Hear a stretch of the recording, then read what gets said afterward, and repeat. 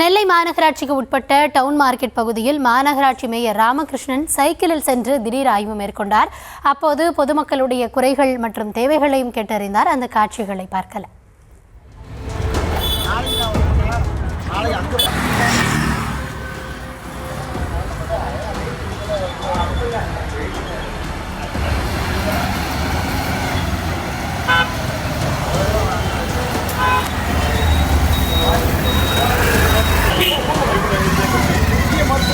விவரங்களோடு செய்தியாளர் ராஜா இணைந்திருக்கிறார்.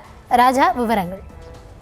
வணக்கம். நெல்லை மாநகராட்சிக்கு உட்பட்ட பகுதிகளில் குப்பைகள் குவியலாக கிடப்பதாக புகார் வந்த நிலையில் திருநெல்வேலி மண்டலத்தில் உள்ள டவுன் மார்க்கெட் பகுதியில் மாநகராட்சி மேயர் ராமகிருஷ்ணன் சைக்கிள் சென்று திடீர் ஆய்வு மேற்கொண்டார். அவர் சைக்கிளில் மார்க்கெட் பகுதிக்கு சென்று அங்குள்ள துப்புரவு பணிகளை மேற்கொள்ளும் தூய்மை பணியாளர்கள் பணியை நேரிலும் ஆய்வு செய்தார். அப்போது மார்க்கெட் பகுதியில் தேங்கி கிடந்த குப்பைகளை உடனடியாக அகற்றவும் அந்த பகுதியை சுத்தமாக பராமரிக்கவும் அதிகாரிகள் மற்றும் தூய்மை பணியாளருக்கு அறிவுறுத்தினார். இதனைத் தொடர்ந்து அப்பகுதியில் பணியாற்றி வந்த தூய்மை பணியாளர்களை சந்தித்த மேயர் ராமகிருஷ்ணன் அவர்களும் பணியின் நிலைமையை பற்றி கேட்டறிந்தார். மேலும் அவர்களுக்கு சிற்றுண்டி மற்றும் தேநீரும் வழங்கினார். தொடர்ந்து சாலையில் குப்பைகள் தேங்கி உள்ளதா என திருநெல்வேலி மண்டலத்தின் பல பகுதிகளை ஆய்வு மேற்கொண்டார்.